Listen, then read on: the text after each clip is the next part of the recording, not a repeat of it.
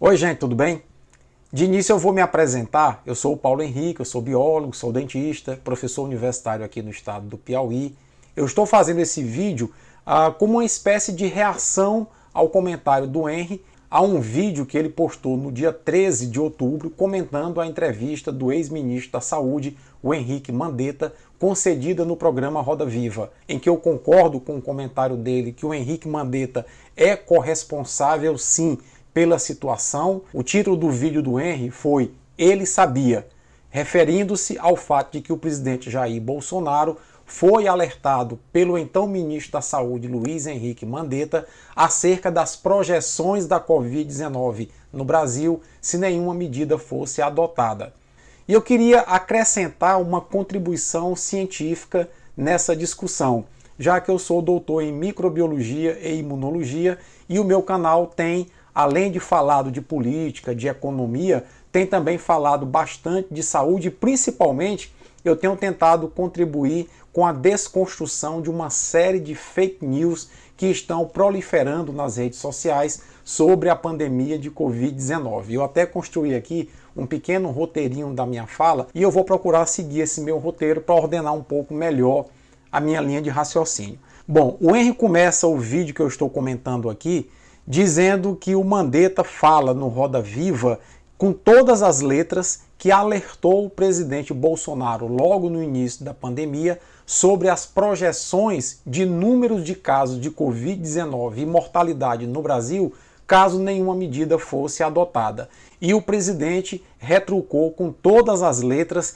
dizendo que tinha que priorizar a economia.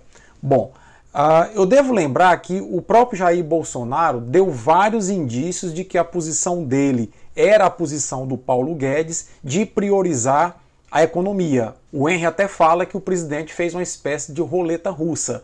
Pois bem, eu devo lembrar que o presidente Jair Bolsonaro, logo em fevereiro, taxou a epidemia de uma gripezinha, de um resfriadinho, brincou bastante com essas duas expressões nas redes sociais e na mídia de uma maneira geral, participou de movimentações, manifestações antidemocráticas contra o Supremo e contra o Congresso Nacional, resultando em aglomeração de pessoas e sem utilizar máscara.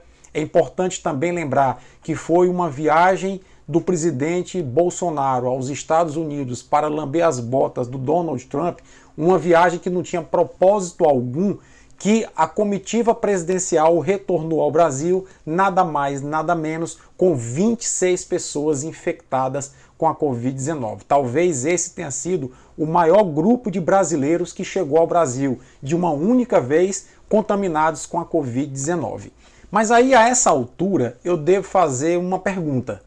Se o Mandetta foi a pessoa, segundo ele próprio Mandetta, que alertou o Bolsonaro sobre os riscos da pandemia de Covid-19 no Brasil, ele, Mandetta, também sabia desses riscos.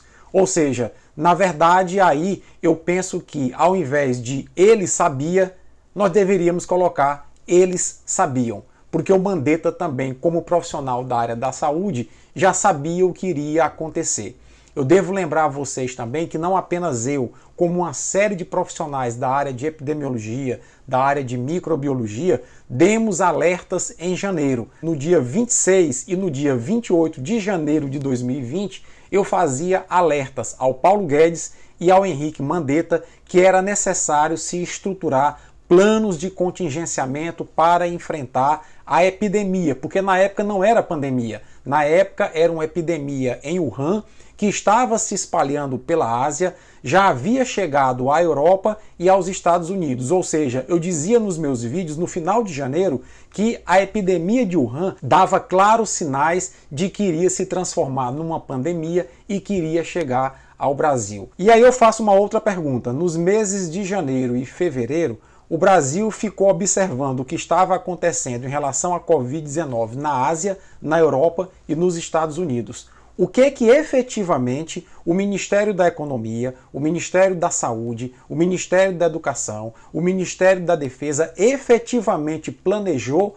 para enfrentar a chegada da doença no Brasil? Porque sim, já era mais ou menos claro para todos nós que a doença iria chegar no Brasil, era uma questão de tempo. Nada foi feito. Nós não vimos nenhuma movimentação nos aeroportos do Brasil, controlando as pessoas que estavam chegando ao Brasil, monitorando essas pessoas, como estava sendo feito na Ásia e na Europa. Nos Estados Unidos também não estava sendo feito nada pelo negacionismo do presidente Trump e o Bolsonaro segue a mesma linha. Então, nessa perspectiva, lá nos meses de janeiro e fevereiro, se observou, na verdade, foi uma grande letargia, uma grande dormência do governo, por não haver uma cabeça que lidere o staff ministerial. O governo ficou dormindo e nós ficamos assistindo a doença chegar ao Brasil progressivamente, sem que nada fosse tomado de efetiva providência. Em nenhum momento também houve um trabalho de conscientização da população,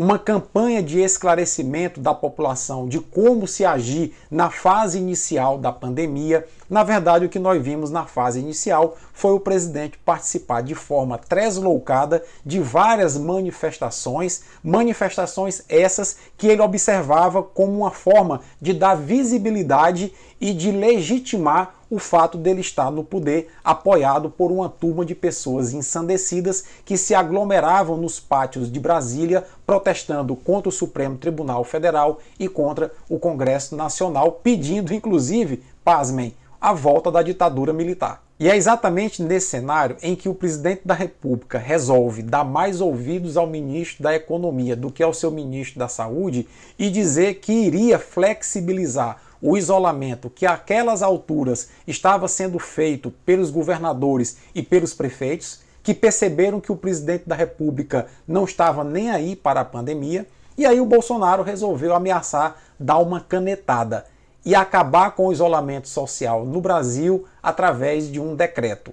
Depois decidiu mandar um projeto de lei acabando com o isolamento social no Brasil. Foi nesse cenário que o Partido Democrático Trabalhista, o PDT, entrou com ação no Supremo Tribunal Federal pedindo que seja observado o preceito constitucional de que estados e municípios em situações de crise de saúde possuem atribuições e competências concorrentes à da União. O ministro do STF, Marco Aurélio Mello, deu razão ao PDT, levou a ação para o Pleno do STF e o Pleno do STF decidiu por unanimidade que estados e municípios tinham sim atribuições, competências concorrentes com a União no que diz respeito à pandemia de Covid-19. E assim, o Bolsonaro não poderia, nem por decreto e nem por projeto de lei, anular o isolamento social, que era o que ele tanto queria, soltar as pessoas para contraírem a Covid-19. Ele inclusive chegou a dizer que todo mundo ia pegar, ele chegou a dizer que era uma chuva e todo mundo ia ter que se molhar. Essa era a postura, foi a postura do Bolsonaro. Pois bem, a partir dessa decisão do STF, o Bolsonaro passou a usar o seguinte argumento, de que o STF passou a bola do combate da Covid-19 para estados e municípios, o que é uma grande mentira. O que o STF disse é que a União deve se articular com estados e municípios para o enfrentamento da pandemia, porque os três entes federativos, ou seja, a União, os estados e os municípios, têm atribuições, têm competências que são concorrentes em relação a essa temática e devem agir de forma articulada. Até hoje, o Brasil não tem um plano articulado de enfrentamento da pandemia de Covid-19. É uma omissão total, completa e absoluta. E aí o presidente começou a se agarrar com medicações que não têm nenhuma comprovação científica em relação ao combate da Covid-19 e passou a negar a ciência. Passou inclusive a simplificar o problema da pandemia, dizendo que essa medicação, que ele levava uma caixinha para qualquer solenidade que ele fosse e ofereceu inclusive para EMA lá do Palácio do Planalto, era a solução para a pandemia de Covid-19. Ou seja, o presidente mostrava que não estava disposto a ouvir a ciência e que era um negacionista em relação à importância da pandemia de Covid-19.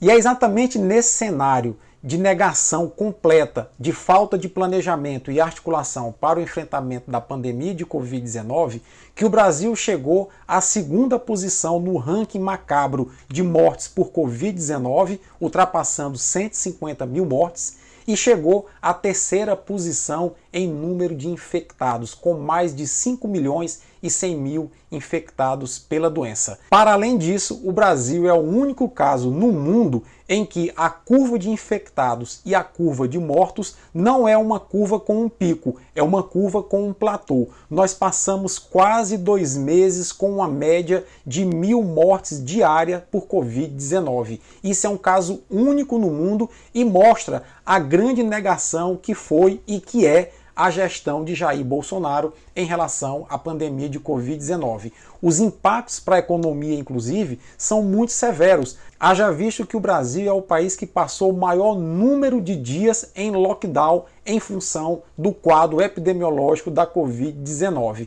por pura falta de gestão do governo em relação ao enfrentamento dessa pandemia. E é bom lembrar, inclusive, que a primeira proposta do Paulo Guedes e do Bolsonaro para o auxílio emergencial para que as pessoas em condição de vulnerabilidade econômica pudessem minimamente se manter em isolamento era de R$ 200 por 3 meses. Foi o Congresso Nacional que impôs o auxílio de R$ 600 e que impôs, inclusive, a prorrogação do auxílio emergencial até o mês de dezembro. E aí o Mandetta poderia ter uma saída honrosa assim lá atrás no governo Bolsonaro. Ele poderia ter pedido para sair, alegando que o presidente Bolsonaro não ouviu a sua equipe técnica, não estava ouvindo a ciência e não estava ouvindo as projeções catastróficas para o Brasil. Porque sim, se você não compreender que 150 mil mortes em apenas 8 meses por uma doença é uma catástrofe, é bom você rever os seus conceitos.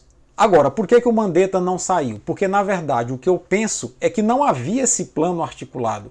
O Mandetta, quem lembra muito bem, passou boa parte das tardes dando entrevistas, falando em números, mas efetivamente nós não vimos ações concretas no enfrentamento da doença, construídas a partir de um plano de enfrentamento da doença. O Brasil não se antecipou na aquisição de insumos para fazer testes de diagnóstico. Nós temos várias instituições que, com os insumos adequados, adquiridos na época adequada, poderiam ter confeccionado seus kits de diagnóstico com uma qualidade, inclusive, melhor daqueles que nós importamos. O Brasil tem a pesquisadora que participou do sequenciamento pioneiro do genoma do coronavírus. Entretanto, nós não fomos capazes de reunir as grandes instituições de pesquisa do Brasil num consórcio liderado pelo governo federal para produzir vacina para a doença. Nós temos vários institutos como o Butantan, a Unicamp, a Unifesp, a USP e tantas outras com expertise na produção de vacina.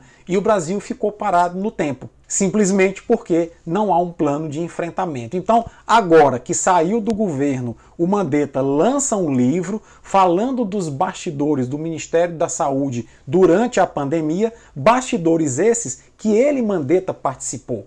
Então, o Mandetta, ele é cúmplice do Bolsonaro nesse genocídio que está acontecendo no nosso país. Isso é muito claro. O Mandetta tinha que ter, àquela época, se rebelado contra o presidente Bolsonaro e ter denunciado o que ele está denunciando agora em um livro, ele ter denunciado numa entrevista coletiva, de maneira simples, direta e objetiva, escancarando os bastidores do combate da pandemia ou da falta do combate à pandemia já naquela época. Eu finalizo esse vídeo, já está até ficando um pouco longo, relembrando a vocês que no dia 18 de setembro o Henry publicou um vídeo no seu canal em que ele começava dizendo que eu preciso da ajuda de vocês. Logo depois ele foi internado com problema de saúde e aquilo talvez já fosse o prelúdio do que o Henry estava sentindo em relação à sua própria saúde. Felizmente o Henry se recuperou, felizmente está recebendo muito apoio de muitos admiradores seus e se você quer apoiar o canal do Henry, não deixe de clicar no Apoie-se.